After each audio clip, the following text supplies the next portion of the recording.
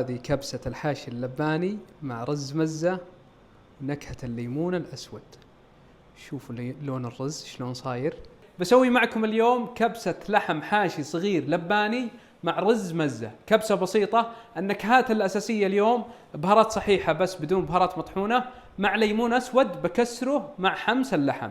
عادة أسوي كبسة البيضة بالطريقة القديمة اللي هو نضيف الماء وبعدين نحط اللحم ونشيل الزفر. المرة هذه لأن اللحمة صغيرة راح نكشنا بالبداية، نبي نكهتها بس ما نبغى يتغير لونه مرة. تابعوا معنا التفاصيل، حياكم الله. بسم الله نبدأ الطبخة، وبستخدم قدر ضغط البي ان الكوري من مكشاتي. بسم الله. بحمس اللحم بشحمة السنام، وهذه بدايتنا. شحمة السنام مقطعين مكعبات، ننتظر لين تذوب. بعد ما طلع الدهن من شحم السنام الحين بنحمس الحمس. حمسنا اللحم حمسة سريعة. الحين بكشن البصل والبهارات الصحيحة الكاملة وليمونة واحدة سوداء مكسرة. كمل تكشين. فلفل بارد بالأخير بطلعه قبل ما أضيف الرز، وأضيف ماء مغلي، أضيف الملح، أقفل قدر الضغط. أول ما يضغط ويتس بحسب له بس 15 دقيقة لأنه بيكمل طبخ مع الرز. 15 دقيقة نفتح القدر. ما شاء الله تبارك الله. بصفي المرق من الخضار والليمون الأسود المكسر وشحمة السنام. نضيف الرز، رز مزة مغسول بس بدون نقع. نشوف وزن المرق للرز. شوفوا فوق الرز بكثير، بخليه يطبخ لين يشرب أغلب المرق قبل ما نقفله. بضيف زيت، الفلفل،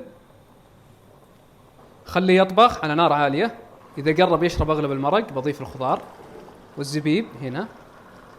نقفل القدر أول شيء على حرارة عالية. أول ما يضغط بحسب له على نار هادية مرة 15 دقيقة إلى 20 دقيقة. وكبستنا جاهزة. بسم الله.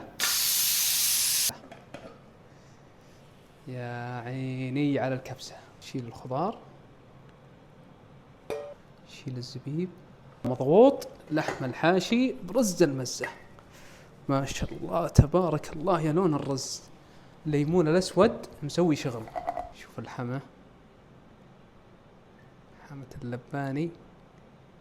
يا عيني. والخضار مثل ما شفتوا نطبخ على البخار. أول ما تقول كذا وريكم الرز. بسم الله. شوفوا اللون مليان طعم. بسم الله ما شاء الله.